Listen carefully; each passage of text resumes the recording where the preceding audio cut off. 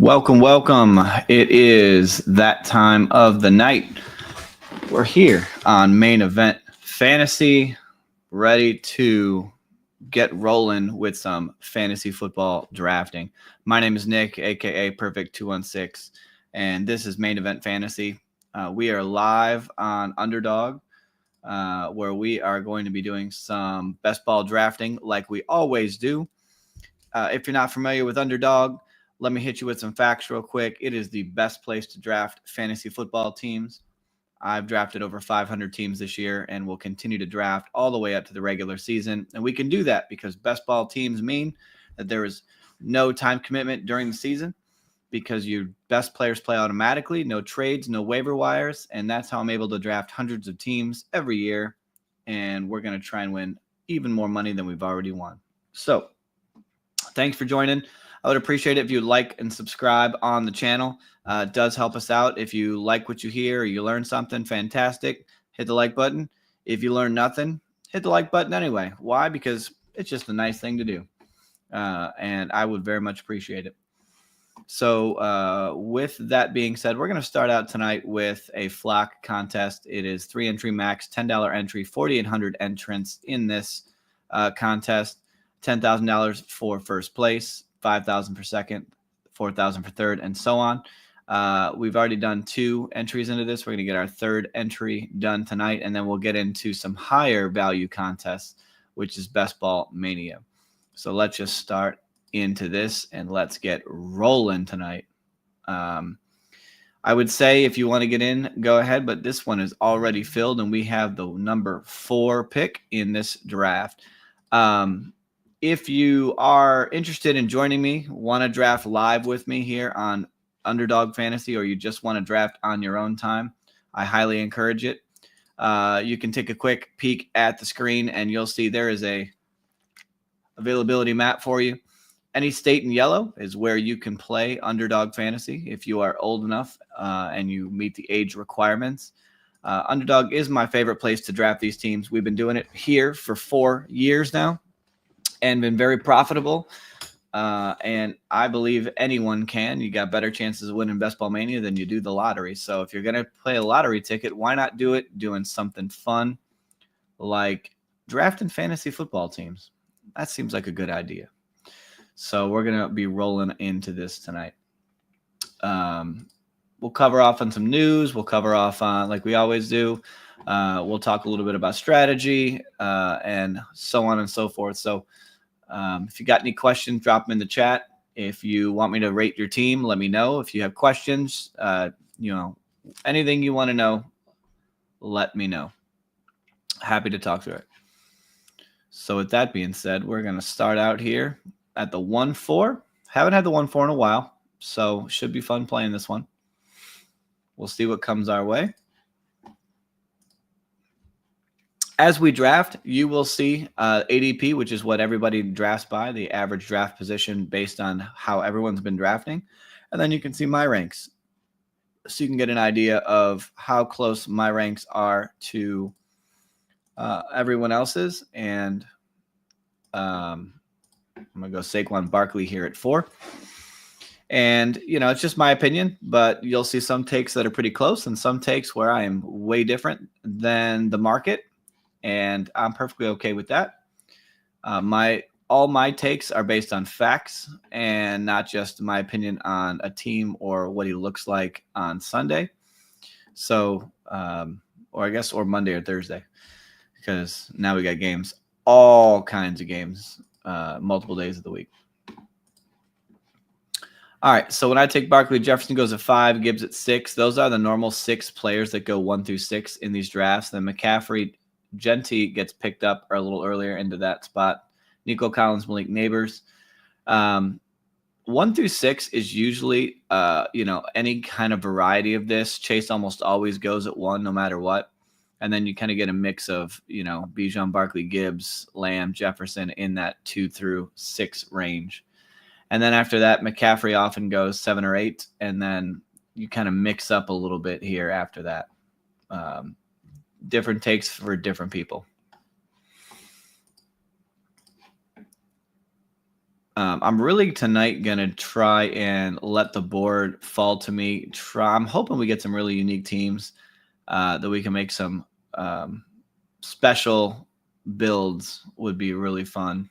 And that's what we're going to hope for tonight. Jacobs gets pulled on the right side of the board. That's very interesting. That's not normal. And definitely gets picked up a little bit earlier. When things like this happen, sometimes it allows us to get a little bit more unique with our picks, and I'm okay with that. We'll just go ahead and grab my man Jonathan Taylor here, and we'll have a double running back start. Who knows? Maybe today we'll get crazy and we'll get a triple running back start. I don't know. In this tournament, there's about 4,400 players or teams, if you will, in this tournament. So it's not as big of a tournament as Best Ball Mania, where you have 672,000 plus players. So in this one, you don't have to be quite as unique as other teams are in your bigger leagues. We don't need that advantage as much.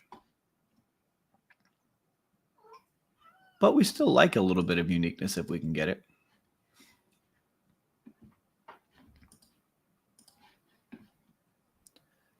Numbers is on the clock. Took Tyreek Hill, and then coming around the board, he's going Wiggins. I'm sorry, I said Wiggins. Higgins. With T. Higgins, I'm still not understanding quite where his draft capital is going. He's a first pick in the third round here. I still think he's a third, fourth, fifth round guy because he's a number 2 in an offense. And there are other guys that I think belong ahead of him. So I'm still struggling to grab him.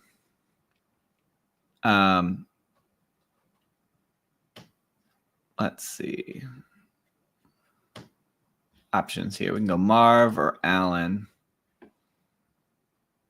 I am going to choose Josh Allen. Why? I don't have a good reason tonight. Tonight, I'm going by feel for this one. Let's see how things play out. So if you're not sure what best ball drafting is, I know I kind of talked about it a little bit earlier, but it's my favorite way to draft because I love drafting fantasy football teams. I've been doing this since April now this year and drafting from many positions. So when we get into our regular redraft leagues, I have been able to test out against live players like this. Just so many strategies from different positions and seeing what teams look best, what values can fall to you, and what strategies oftentimes are coming out with really exciting teams. So that's where an advantage is. So when you get into your redraft leagues, when you do teams like this, it gives you a chance to, kind of be extra prepared. And we like being prepared. I'm going green tonight, apparently. My shirt is green. And so is the background.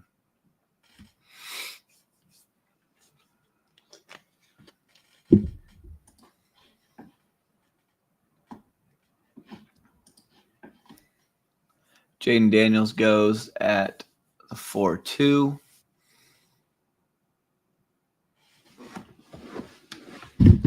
I wonder how many people think, what is the gap really? Like, is Jaden Daniels a year 2 quarterback who deserves to be in this elite tier? Or was his rookie year a little bit of a fluke? I don't know. I still like Jaden Daniels, the player. I like the team he's on. I think it's going to be a fun year for him. I still get a pretty good amount of him. James Cook goes. So with James Cook, just in case you have not heard, the holdout is over. They've got a deal reached. He's got a 4-year, $48 million contract extension with $30 million guaranteed. So he is locked in. Oh, wait, we're on the clock. Sorry. I'm going to take DJ Moore here. So we're locked in with the Bills. So congratulations to James Cook on his big deal. And he'll be staying with Buffalo for a while. So now that that's over, I think we can, he can get back to putting in the work that he's going to put in this year. I don't have a ton of him, and I'd like to get some more of him, if I'm being honest, on my teams. And it's not because I don't like him. It's because of where he goes. He just oftentimes is not falling in my lap, so to speak. TreVeyon Henderson's really getting pulled up earlier in drafts. His ADP has really risen. And it's all because he ran a 100-yard kick return back in week 1 of the preseason.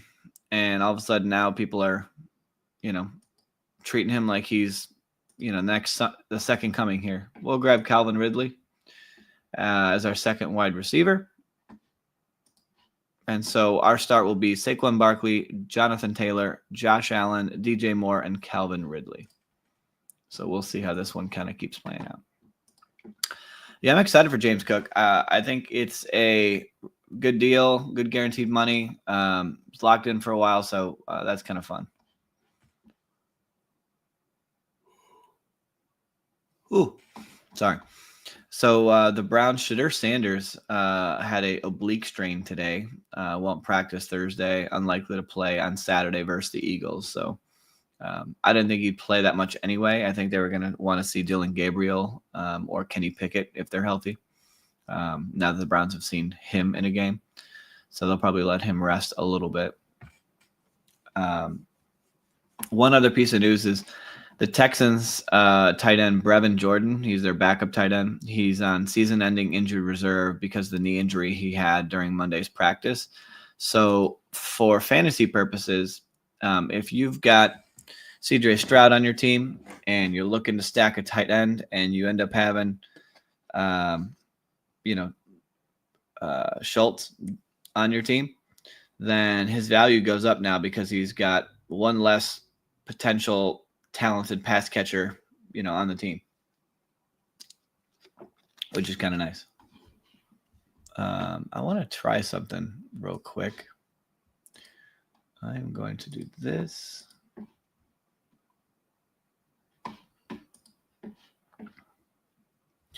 So I kind of zoomed in a little bit here. I don't know.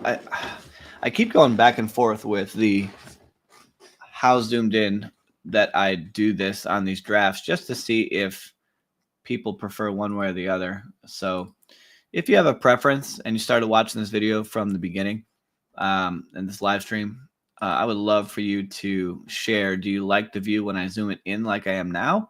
Or would you rather me have it backed out a little bit more? All right. So the draft board's coming around to us. We need to see what's coming up.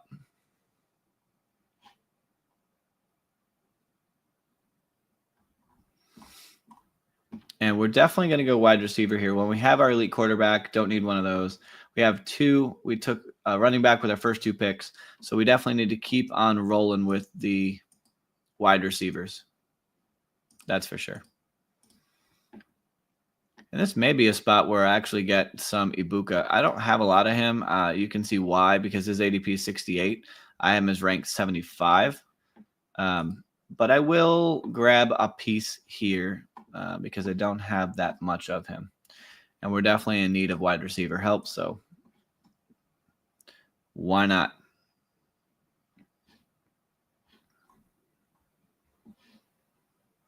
Tony Pollard off at 70. He's another one who's rising because Tajay Spears really got a little banged up, and then all of a sudden he shot up boards a little bit.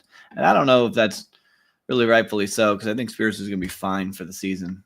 I don't think that's going to change the workload that they're going to get.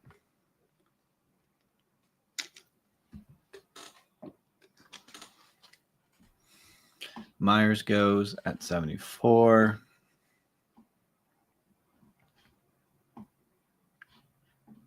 We're going to stay in the wide receiver realm. So we can do Jordan Addison, Jaden Reed, Josh Downs, or Shakir. I think what makes sense is probably Shakir to pair with Josh Allen, if I'm being honest, and I shouldn't get cute with it. But Jordan Addison is definitely a preferred player for me. So I guess I'll move up Shakir and get the stack with Josh Allen as our fourth wide receiver here. And we'll just assume we're making the right decision, because one thing that I will tell you is if you have to decide between the correlation and the stacking versus the ADP, generally speaking, the stack matters more than the ADP, as long as you're not giving up too much ADP. So we've started with Josh Allen, a quarterback, running back, Saquon Barkley, Jonathan Taylor, wide receiver, DJ Moore, Calvin Ridley, Emeka Egbuka, and Khalil Shakir, who is stacked up with Josh Allen. And then we do have a Week 17 bring back. And so what that means is when you're trying to win large tournaments like this, you need all the advantages you can get. And so one way to do that is to, if you look at the screen, Week 17 is the fantasy football finals. And then 15, 16, 17 are those playoff weeks in general for fantasy football. So you want to kind of look at who's playing each other in Week 17 and prioritize that game so that you have players from both teams, because if that game goes off, let's say it's Buffalo plays Philly. And so if that game goes off and, is an extremely high scoring game, you want to have players from both teams if it's the highest scoring game of the week. And that could also be a way to increase your ceiling and chances of winning. So that's why a lot of people will say, and there's data and facts behind this. It is a proven data-related thing that gives you an advantage based on historical returns.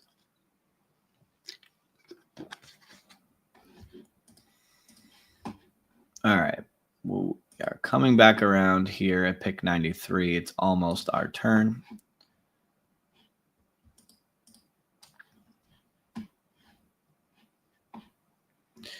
We probably need some more assistance in the wide receiver room. And, we could double stack here and grab Coleman at some point. We may want to wait for him to get pushed down if we think he's going to come back around to us. There's 6 picks between us. And I'm less inclined to believe he's going to come back. So I typically will want to take him here and then play out whatever comes back on the way around, because I'm okay with a lot of these people. But I'm not okay missing out on the stack if I can avoid it. So I'm going to go ahead and grab Keon Coleman here and get the double stack with Josh Allen. And when we do that, we now want to come back and follow that up probably with another receiver, because we really don't need, when we take rounds 1 and 2 a running back, and you can only start 2 running backs, you could start 3 with a flex, but you have to start 2. And you need to start 3 wide receivers, but you could start 4 if you use the flex for a wide receiver. We're counting on these 2 guys to rack up all the points and be 2 of the guys every week that you need. So you really don't need to keep hitting running back at the moment, because you kind of have your core 2 locked in, and you kind of have to draft like you're right.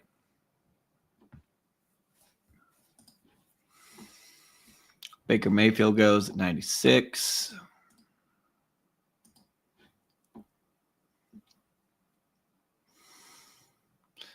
Well, we're done here. I want to look at Cooper Kupp and Michael Pittman Jr.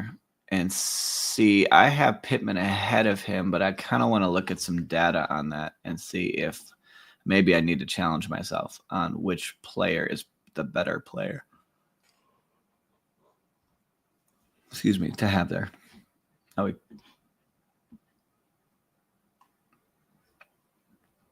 Well, we won't be getting Pittman, so we'll take Cooper Kupp here as our 6th wide receiver, and we'll see how the board comes back around. I'm not sure I'm liking it this zoomed in. I wish I could get a happy medium here. I like seeing more of the board, I think. I just don't know what looks best for you guys. So Love the feedback if you have any.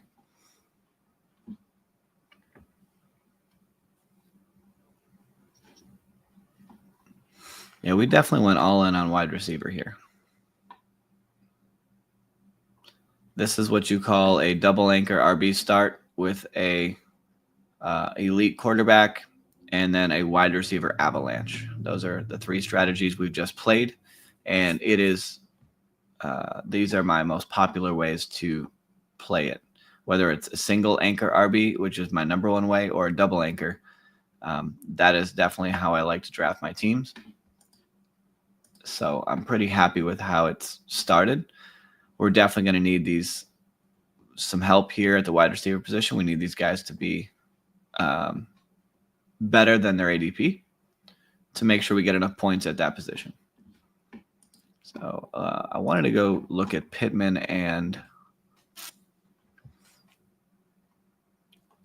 let's see. I wanted to look at Pittman versus Kupp. I kind of tend to see them similar. So with Pittman, last year he was only ranked. He was the 41st wide receiver. He had a horrible year. But the year before that, he was 13th. The year before that, 20. Year before that, 17. Always a high snap percentage guy. Not scoring a lot of touchdowns, unfortunately. 3, 4, 4 in the last 3 years. And I think that's what really prevents him from breaking out is when you have such a weakness in touchdowns, receptions, despite that kind of snap share. So let's look at Cooper Kupp. Well, he's been injured a lot the last 3 years, and he finished 38, 40, and 23 the last 3 years. That was all since he was the number one wide receiver by far in 2021. He also has a high snap share percentage, but he did get more touchdowns by a little bit. I think the reason you like Cooper Kupp better is simply because if all things are equal and they have the same snap percentage. Oh, shoot. Hold on. We're on the clock. We're going to grab Brandon Ayuk, wide receiver 7, because I panicked, and that's okay. He's a good pick here for his value and could be a great player for us.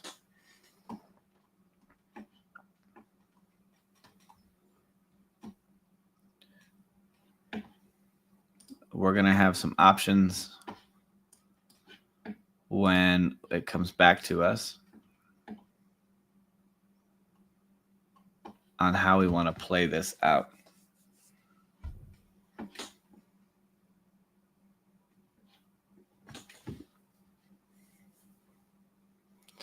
think I'm probably going to bully stack Buffalo and grab Kincaid as our first tight end. I think that's probably the best way I'm going to play it.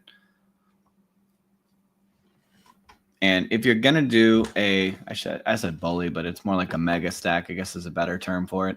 If you're going to do more than 2 stacking partners with your quarterback, you'd ideally, when you get 3, 4, people stacked with your quarterback, you want it to be only with the premium quarterbacks or with high performing offenses that can support all those players on your team. And Buffalo is definitely one of those teams. All right, let's bring that back around.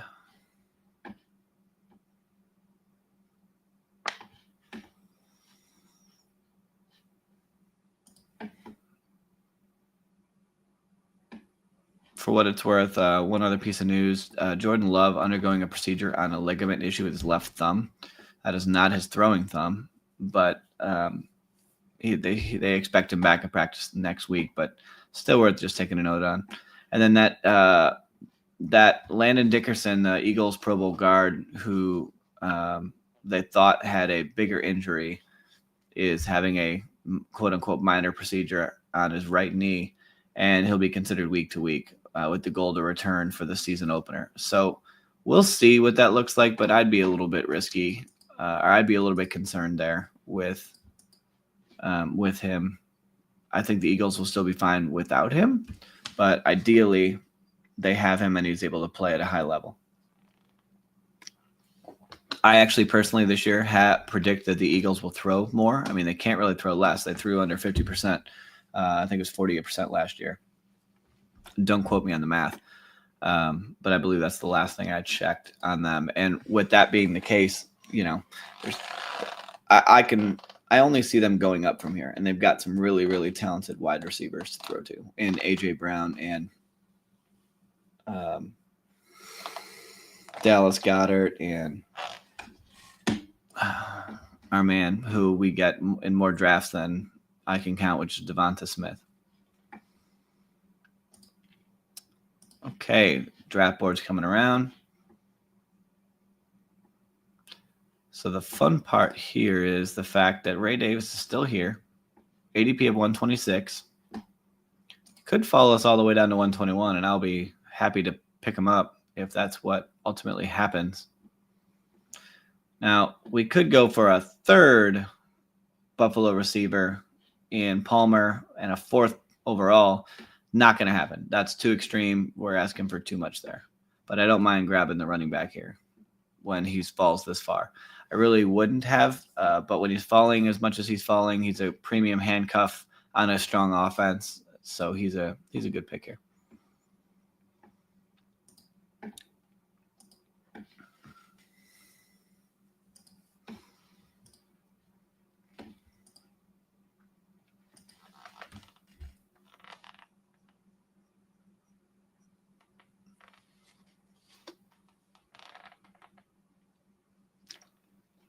I feel like I've been a little bit more tired lately than I want to be.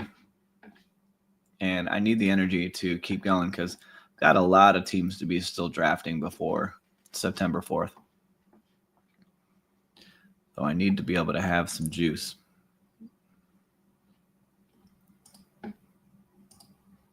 I'm slowing down on my Tajay Spears picks right now, even though he seems to be okay because I've got so many of them. I think he's still my second or third most drafted running back. And when you do that, you just kind of want to be aware of what that means for your football team and for your overall player takes. The other thing I might do here is, never mind, Cam Ward went. I need another quarterback at some point here. And we may go all the way down and grab Seattle here in a second. But in the meantime, I think we'll grab Braylon Allen. We're starting to get a lot more of him. His ownership on my teams has been going up. I think he's going to be as closer to a 50-50 timeshare with Breece Hall. At least that's the way they're playing it out. And if that's the case, the value in him in the 13th round is significant compared to when you got to get Breece Hall in the third or fourth.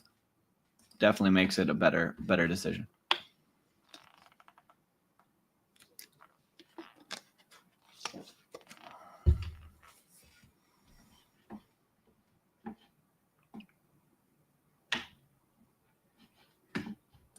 Let's look and see what he did last year to kind of understand his stats in his rookie year. I mean, it kind of came on late in the year, and he really showed up pretty well. All right. So Braylon Allen last year, he only had one top 10 finish, but that's obviously based on snap share, right? And breakout potential. So he finished as the overall running back 51, but he only had 27% of snaps because Breece Hall was there. But I think he will get more attention now because he's shown he can be very effective. And that includes in the receiving game as well. So I think he's definitely somebody where his value makes sense in drafts.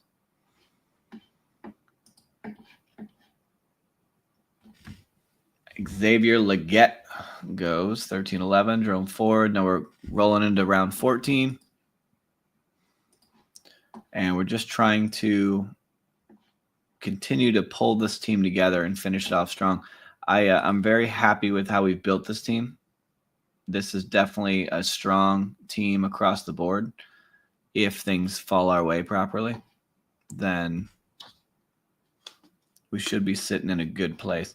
So I'm probably going to grab my next tight end here before we have a little bit of a tier drop off, because you're going to see, a lot of these tight ends start to go in the near rounds. And I don't really need that fifth running back yet, because again, I've got these two anchors that we drafted in the first 2 rounds. Although I am an Algier guy, and it's hard. It might be hard to pass him up.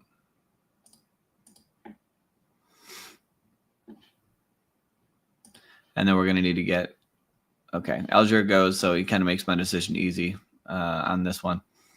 So we're going to grab one of these these tight ends. We'll grab Zach Ertz here. And then when that comes around, we'll grab Sam Darnold as our second and final quarterback to stack up with Cooper Kupp.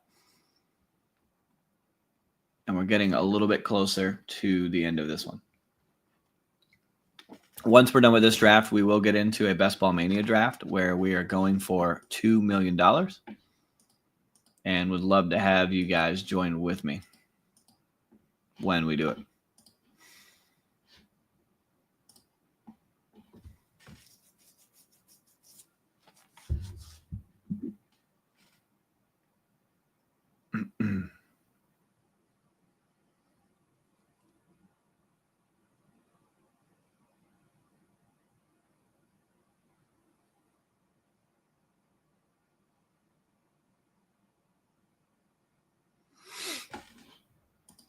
All right, we are 4 picks away for my man Sam coming on down. The only person who probably would take him, because he's only got 2 quarterbacks, could be Griff, but I doubt he's going to take him because we'd be reaching on him. And I don't see him grabbing him. Although I did realize this yesterday that I continue to find reasons to draft Sam Darnold because I end up needing a second quarterback. And I could easily regret doing that if he's a bust. So I probably need to consider that with the rest of my drafts, is how do I relax on Sam Darnold? But when we have Josh Allen, we're not really counting on Sam Darnold being the guy we need most weeks. So now we've got 3 picks left to go. And then we'll move into the next draft.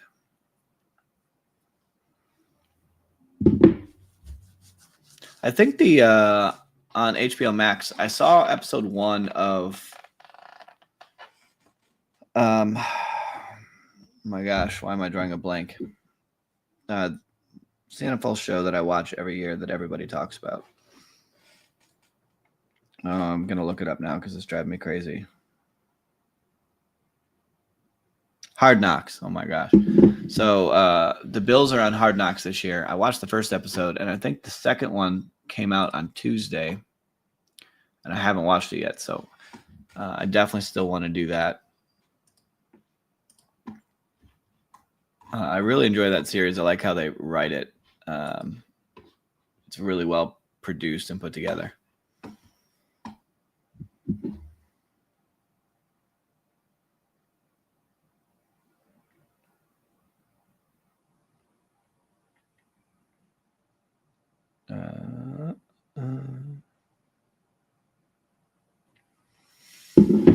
Okay.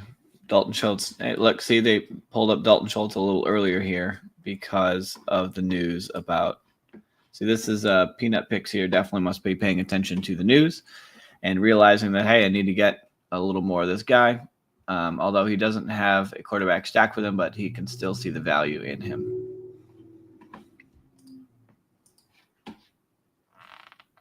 Holy crap. All right, we're going to be on the clock here. We've still got 3 more picks to go. Let's see what is going to come around here. Keaton Mitchell would be a fun pick for us. And then Elijah Arroyo to be a double stack Seattle would be a fun double stack for Sam Darnold.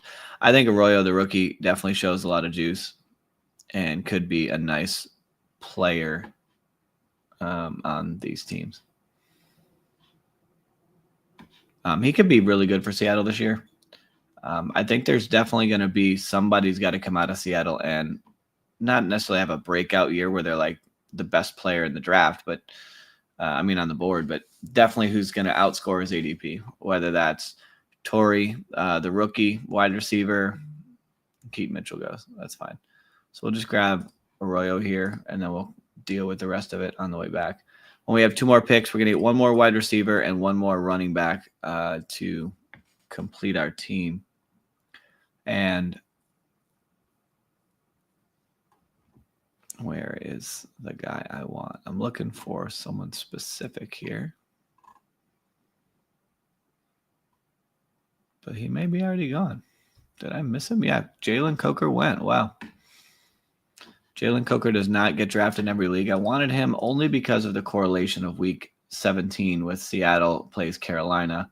And so I was looking for a Carolina Panther there. But that's all right. We'll be fine with what we have. We'll make it work.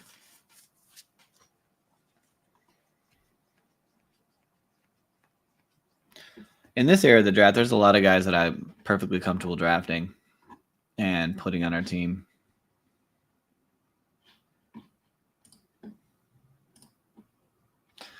I'll go with Hopkins or Noel. And I don't know if it's Noel or Noel. I still don't know. Someone needs to point that out for me. I'm going to go Hopkins here. So now our last pick will be our 5th running back. I'm just going to sort by my rank here. It'll be a little bit easier.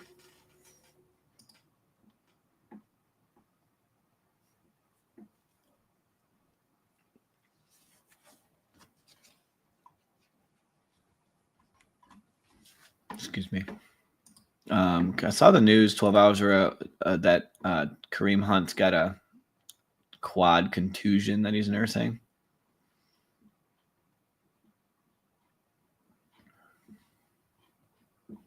But I still think he's the number 2 in that Kansas City running room. And if Pacheco is not in the best shape of his life and doesn't come in with some juice, I can see Kareem Hunt getting a lot more snaps than people realize. And when you're picking him in round 18, just having a guy in round 18 who's on the field could fall into the end zone for a touchdown or 2 is way more valuable than, let's just say, taking a shot at Ollie Gordon, who's going to be the running back 4 on his team and may never see the field, might be an absolute 0 and have 0 chance for you to use him. I don't want to take shots at guys who are I'm asking myself for them to be a 0 and not be useful. So I want to avoid that by picking guys that actually will be somewhere relevant on the depth chart or at least have a chance to play and break out. Because if you can't get on the field, that means you can't show what you can do. And if you can't show what you can do, you're not going to get more time. And if you can't get more time, you can't make more plays. If you can't make more plays, you can't score me more points. And if you can't score me more points, I can't win $2 million. So that's what we're going to do.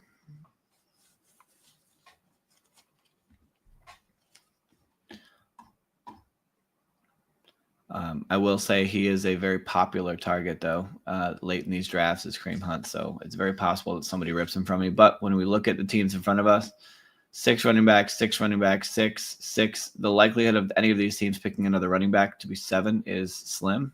Although, speaking of Slim Dalla decided that was important to him. So we'll let him handle that.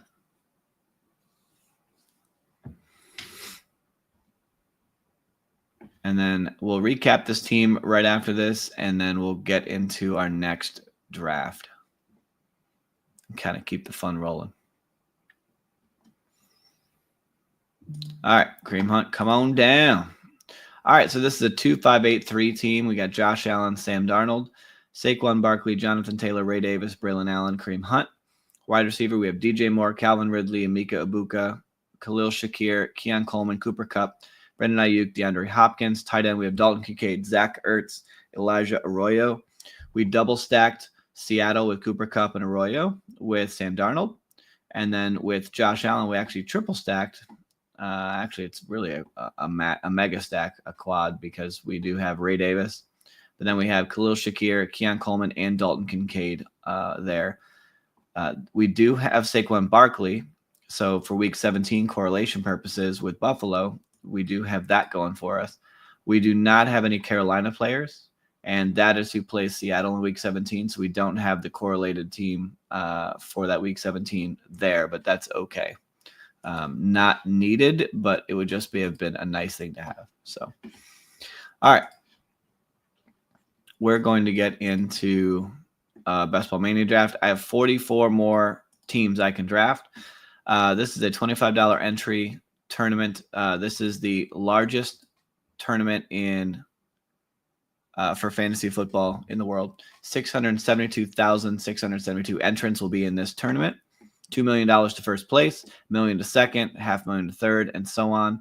Even if you finish 112,000, 112th place, you at least get your money back. So, yeah, this is my favorite tournament because when I do these types of things, we are trying to win a lot of money, and this offers life-changing money for sure.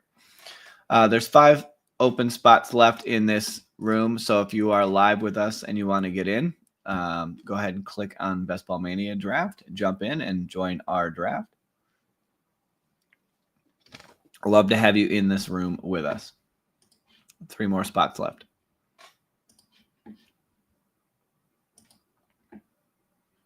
I guess we need to change our little ticker here because we are moving into, whoops, a Best Ball Mania draft.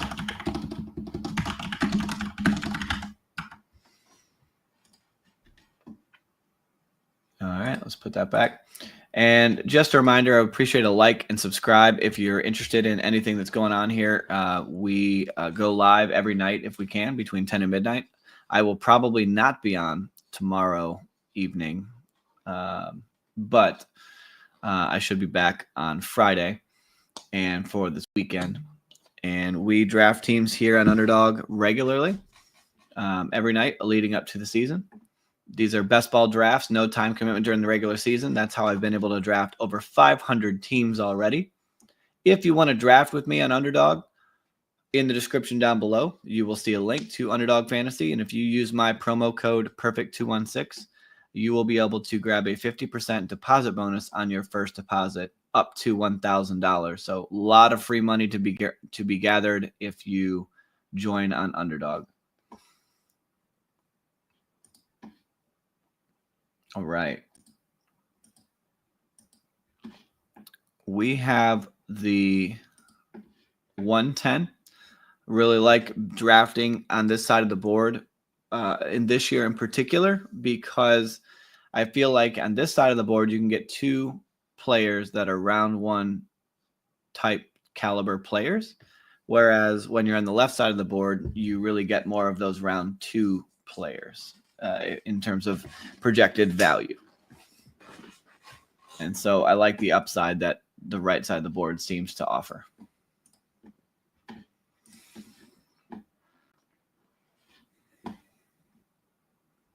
All right, Jamar Chase, Bijan Robinson, CeeDee Lamb, pretty standard so far. It's the right side of the board that oftentimes gives you some fun things that happen, and I'm counting on that tonight. I really want to see some craziness happen. Let's get weird. Let's get crazy. And let's see what comes our way. Barkley goes at 5 in this draft. Gibbs went at 4. Jefferson at 6. Jefferson was at the 2 pretty clearly most of this year. And then all of a sudden, because of that little Achilles soreness, he slid down really far. And they're pulling the running backs up. And that's okay. It just means I'll take advantage of that when he keeps sliding to me. So Brian Thomas goes at the 1-8. That's a little early. Nico Collins goes. So what we're going to do here is I'm actually going to pull up Devon Achane. I want to get more of him. I see him as a first-round talent you can get in the second round, but I will take him here and let the rest fall to me.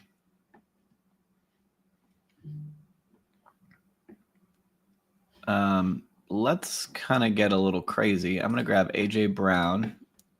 And when we do this, both Achane and AJ Brown normally go in round 2.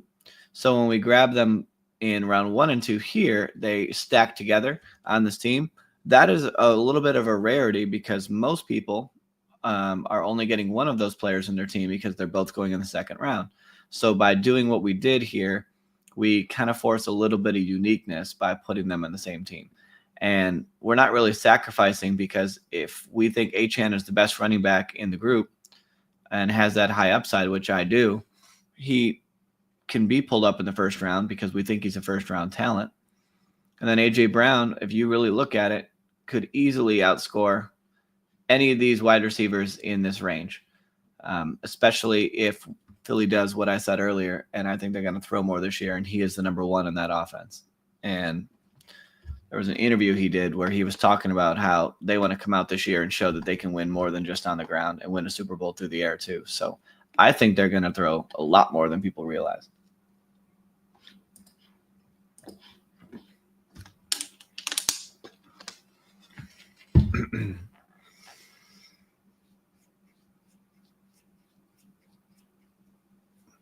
One thing I'll say is you have to be careful. Like I've been drafting, I'm over 500 teams now. You have to be careful not to get too much draft lag. Like I thought about, like, as I'm thinking about how I'll do things next year, maybe, sometime in June, July, maybe early July or end of June, take a little bit of a break for like a week, just completely not draft, because I've been drafting teams every single day since mid-April.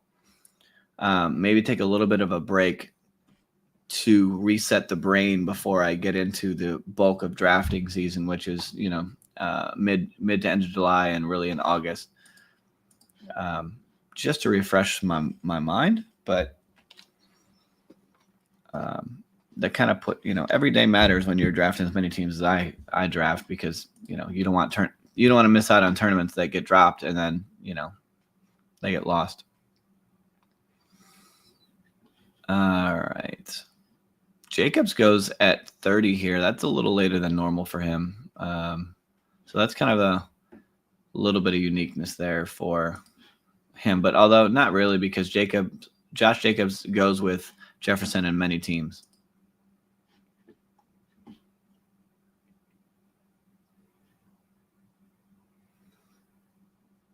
All right, Josh Allen goes. I was considering him here, but we're going to pass on him. We're going to go Kyren Williams. He'll be our second running back. He is the highest on my rankings and by ADP. So we get him a couple picks past ADP. And we'll see what comes back. We do have the option to grab Jalen Hurts, stack him up with AJ Brown, and be our first quarterback. We could go ahead and grab wide receiver help. We definitely have some options on how we can play this. These are all people that I'm perfectly okay with. So not really getting a lot of ADP value. I'm just going to go ahead and take the elite quarterback. I think the upside of doing that and getting a stack well outweighs the wide receiver a little bit here. But now that we've done what we've done on this team, we're definitely going to have to play catch up a little bit at wide receiver in the rest of this draft. So we'll work through that together. But so we'll start Devon Achane, AJ Brown, Kyren Williams, Jalen Hurts on our team. So definitely a different look team than what I typically have been drafting. So could be a fun draft here. For sure. I like it when I can get players and team builds that I don't have a ton of when they, put them together, because it kind of makes you feel like you're really starting to mix up some of the way your teams look, so they're not all completely the same.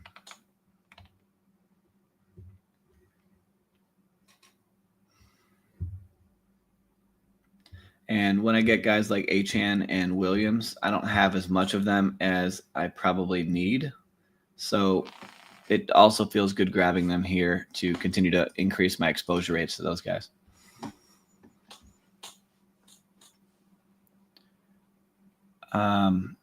The drafter at 1 doing some interesting things here. McBride at the 2 and then pulling Jackson up at the 3. Now going back-to-back on the running backs, Walker and Harvey, who normally go a little bit later. I think that's interesting. Interesting choice there.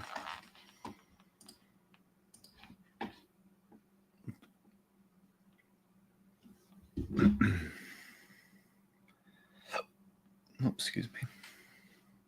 I need to do one more thing here. Oops.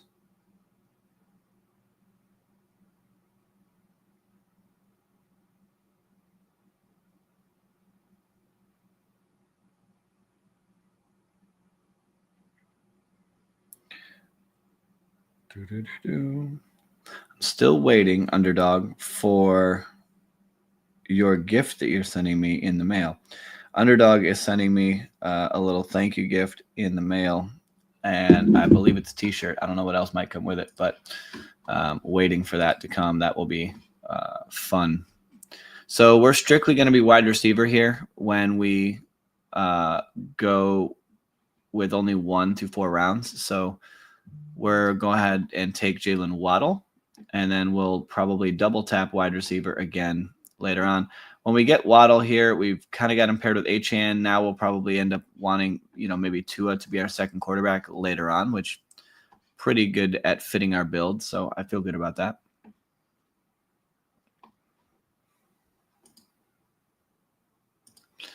And the good news is in my ranks, the wide receivers are the next best options to come off the board. And we've got Rome, Olave, Pearsall. I'm happy with all of those options. I'm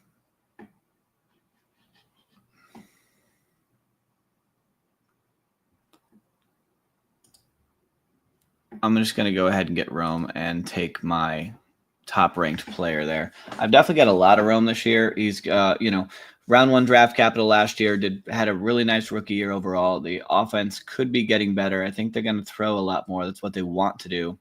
New offensive coordinator in Ben Johnson. And I think Rome could be a guy that is prime for a breakout season, especially if something were to happen to some of the other pass catchers there. And if Caleb Williams actually, shows up and is the guy, then that really increases the ceiling for him. So we're getting a guy in Roman Dunze who we don't know what is his ceiling, what is his best year going to be. We don't know yet because he's only going into his second year. And I want guys like that on my team.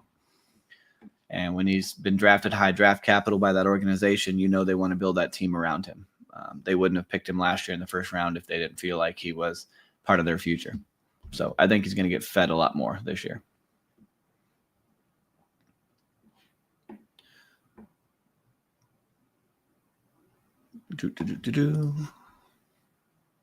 I have the Inspector Gadget song stuck in my head for some reason all of a sudden.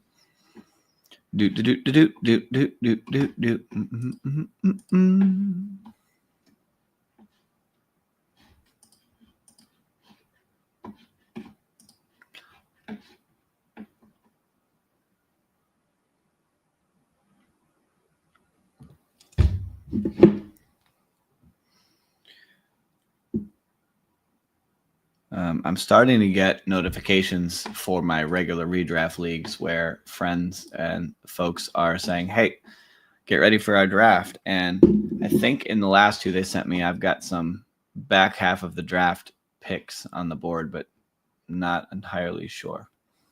But I hope I do. I think this year the best place to be drafting your teams is going to be in the back half of the draft. I think you're going to have plenty of more options to fill it out the way you want in, if you get picks 10, 11, 12. So feel good about that. A lot of people are like, oh man, I really wanted Jamar Chase. Well, that would be great. But I still think that overall you're going to feel better about your teams when you're drafting in the back half of drafts. It's just my opinion. All right, we need to keep the train rolling with wide receivers, I think, here. And ADP wise, other than Caleb Johnson, who I don't love, I think our best players left on the board are going to be those wide receivers. So we're going to queue. Never mind. We're going to queue none up. We're just going to grab Shakir here. It actually works out to our advantage because with Shakir and Philadelphia, they do play each other at week 17. Now, this is kind of funny because in the last draft, we had Josh Allen stacks, and then we had Saquon as the bring back. Now we're kind of role reversing here and getting Buffalo as the bring back to our Philly stacks. So kind of ironic way this draft is playing out.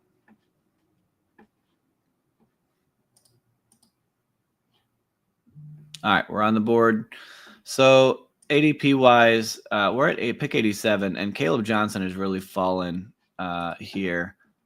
And so I'm just going to go ahead and grab him.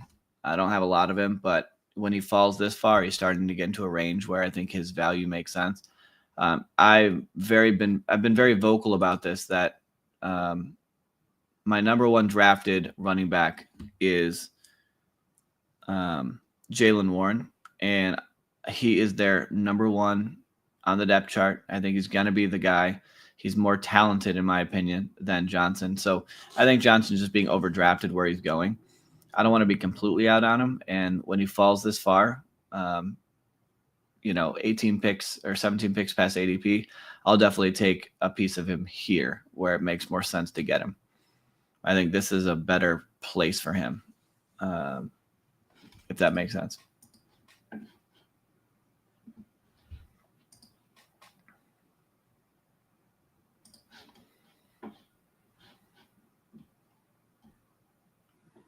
I feel like some of these pictures, like if you look at some of the pictures, some of them are a little outdated, some of them are newer.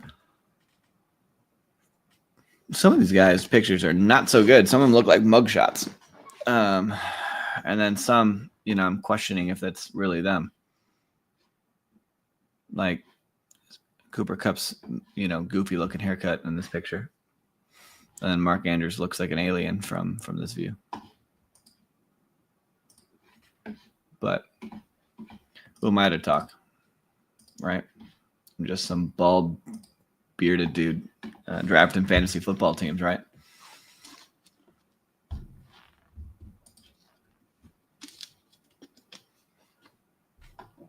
There goes Caleb Williams at 101. All right, let's see what's going to come around here. I would have considered Williams if he came back to us here, but he did not. And that's okay.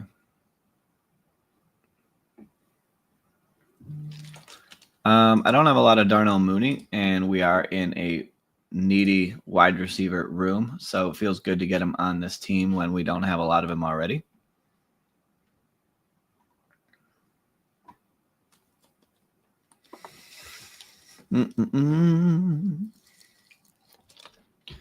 Real quick, let's just pop over here and check our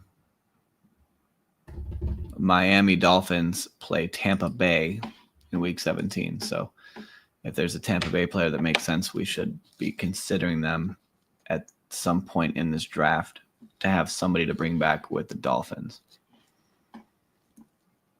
which I'm going to guess is more than likely going to be K-Dot if there is one.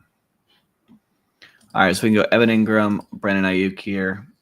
I don't have a lot of Evan Ingram, and this team seems to be the team where I'm drafting players I don't have a lot of, so I'll grab him here. He did slide a little bit, 6 picks past ADP, slight bit of value, and another player that I don't have a lot of, so feels good to grab a piece of him.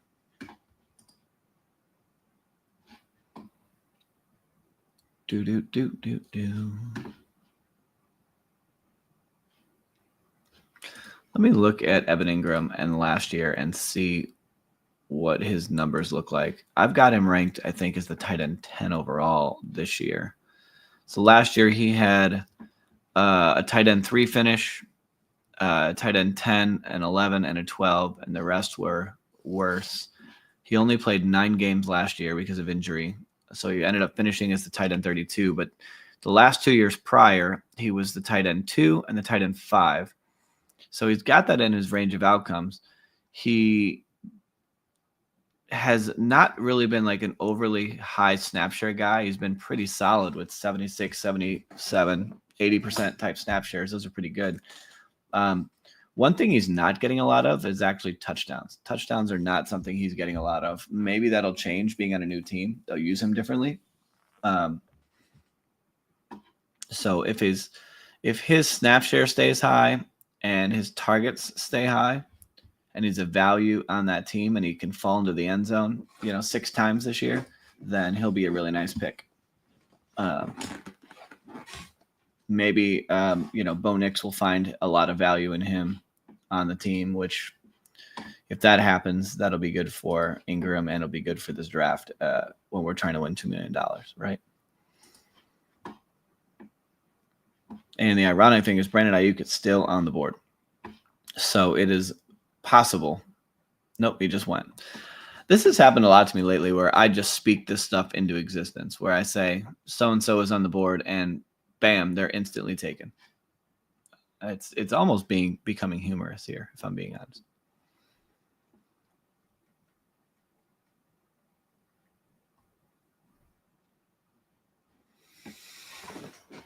Cam Scadabo has been falling a little bit too.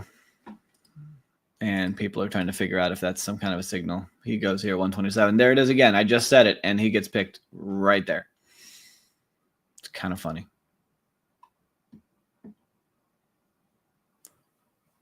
All right, we're on the board. I'm going to grab Dallas Goedert, and that'll be our double stack with Jalen Hurts for this one, and I'll feel pretty good about it. And then we'll see what wide receivers are going to come back. We're starting to get an array of them pop up.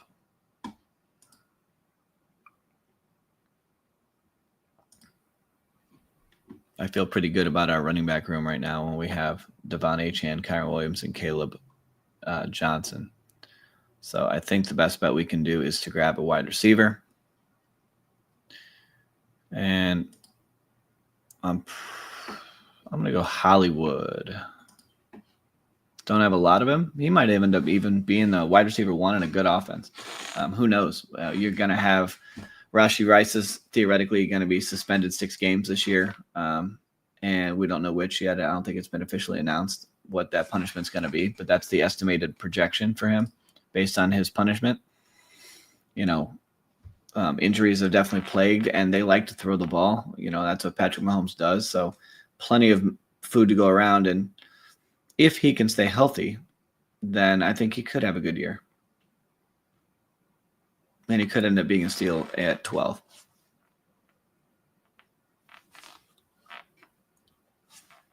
All right. We know we're going to need Tua to come back to us would be ideal on the next pick. That way we can pair him up with Jalen Waddle and Achane. That would feel really nice. We don't have to have that, but that would be ideal. If we don't, we'll have to pivot and go another direction and force some kind of stack. Let's look and see where the Tyreek Hill drafter is. He's right here. He's on the clock right now. He didn't take him. And he probably shouldn't because he's already got Fields and Penix. So unless he wanted that third quarterback, and it's a non-badge drafter, but he is drafting pretty smart because he is pairing up quarterback with receivers here. So I feel pretty confident that it's going to get to us unless something really crazy happens. Which I guess the only person that would make sense maybe is this guy here, F. Stanos, because he is a non-badge drafter and they can draft very crazy. Like he has not stacked any of his wide receivers with his quarterbacks. So who knows what he's going to do. My man here could really, he didn't. He got Zach Ertz. So I feel good. So we're going to grab Tua. We'll be done at quarterback now when we have Jalen Hurts and Tua. Love how that played out.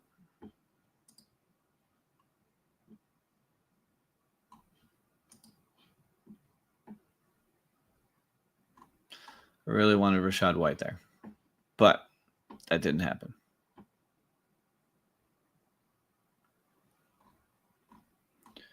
So I am going to go ahead and grab. Oh, man. I'm going to get QJ, actually. He'll be our 7th wide receiver. I could make a decision on the running backs here. I've got too much Najee already, probably.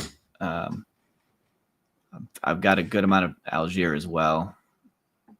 And I think there's going to be more options coming back to me at running back than there probably is going to be at wide receiver. All right, so we have 4 more picks left before this one's done, and then we'll recap the team and see how we feel about it. But overall, I feel pretty good. I feel confident that we have done some pretty good, solid drafting so far. I think people are a little bit scared on QJ now because the signing of Keenan Allen to the Chargers has scared some people, and therefore all the Chargers receivers should drop in value. The one who's not dropping enough, in my opinion, is Ladd McConkey. I really think he needs to be a 3rd-round pick, not a 2nd. I said that before they even signed Keenan Allen, and I'm going to continue to say it. And maybe I'm wrong, but I doubt it. I really, really doubt that I'm wrong here. I think he's getting drafted too high.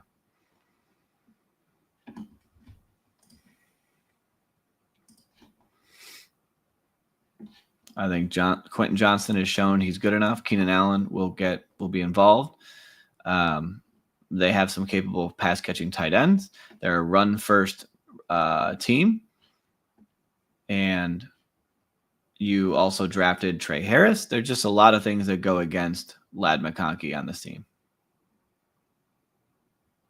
that I just can't support him going in the 2nd round. If you can and you do, more power to you, my friends. But not for me. All right, let's see what comes around on this side. I'm going to flip over here so we can kind of see who's left on the board and kind of scope this out. We know we need 2 more running backs. We're done at quarterback. We'll probably get 1 more tight end as well, but definitely need another running back for sure. At what point do we even consider Judkins, right? He's still not signed with a team because of his off-field issues.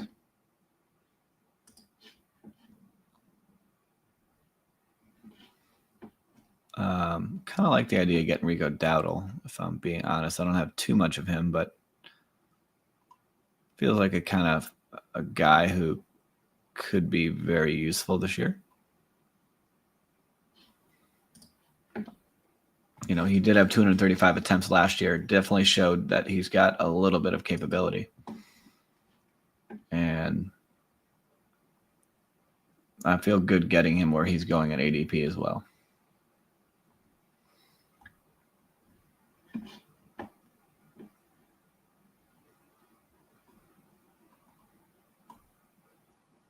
K. Dotton goes to that Stanos guy that I was really hoping to get him here as our 3rd tight end, if I'm being honest.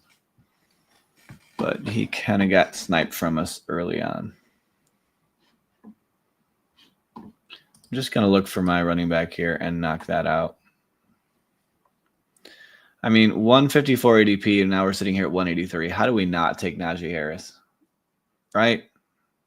Am I crazy? Am I missing something? We're just going to do it. I can't.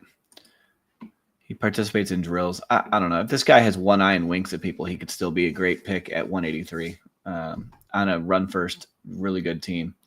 He's too good of a talent to not end up making it on the field. And even if he doesn't play in the beginning of the year, when he's your running back 5 on a team, it just makes a ton of sense.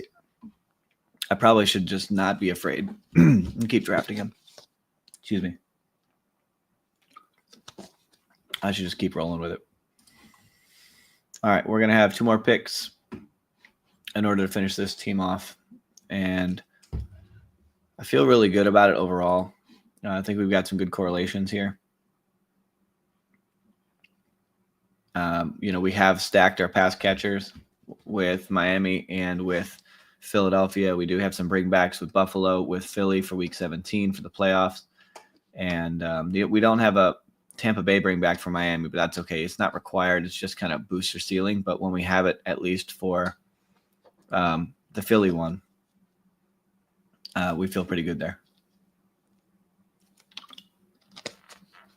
If you don't know what I'm saying and don't understand, please ask questions. Let me know. Happy to explain it to you and help you guys be successful. I don't want you to be confused.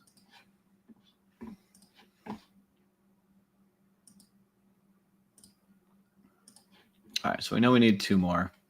I feel great at running back. I don't feel like I need it there. I feel fine at quarterback.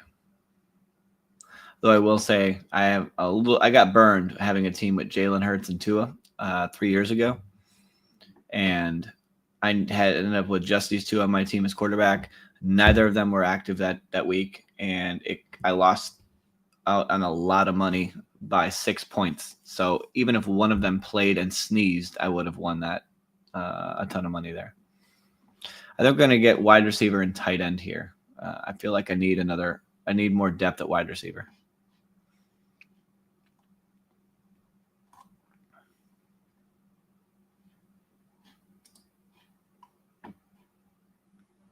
Trying to mix up and get more of some of these guys.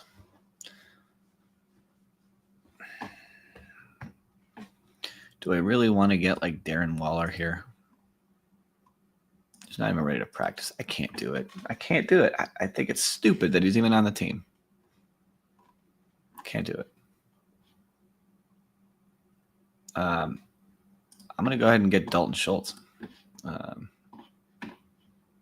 I just talked about him earlier. Makes sense.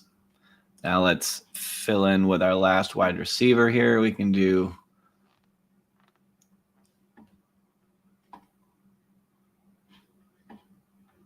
a lot of things here.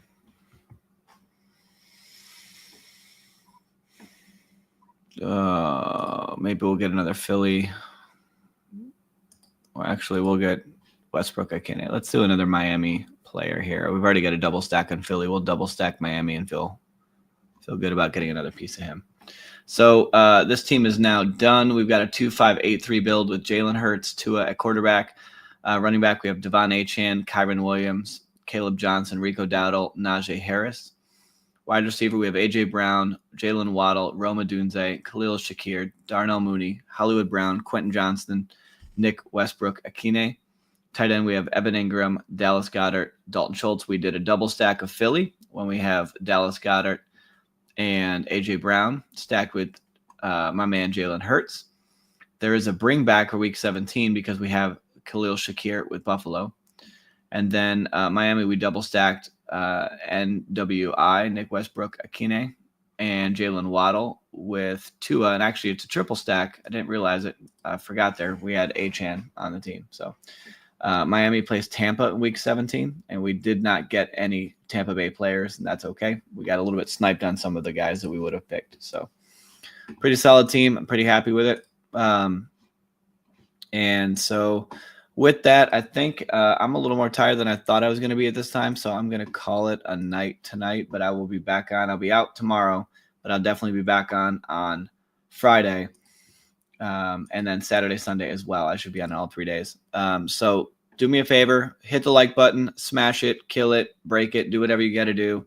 Share the stream, subscribe. I will go live as many nights as I can, almost every night, all leading up to the regular season, and then doing some drafting and some the daily fantasy sports betting, prop betting, things like that when the regular season comes. We'll answer any of your streaming start questions, waiver wires, etc. for your redraft leagues.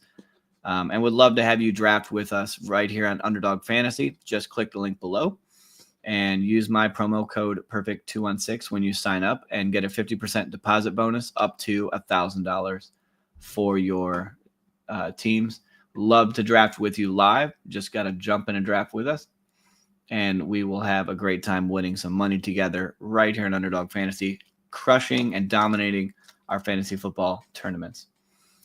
So with that, I appreciate you guys. Have a great evening, and I hope you guys all have a fantastic Thursday, and we will see you on Friday.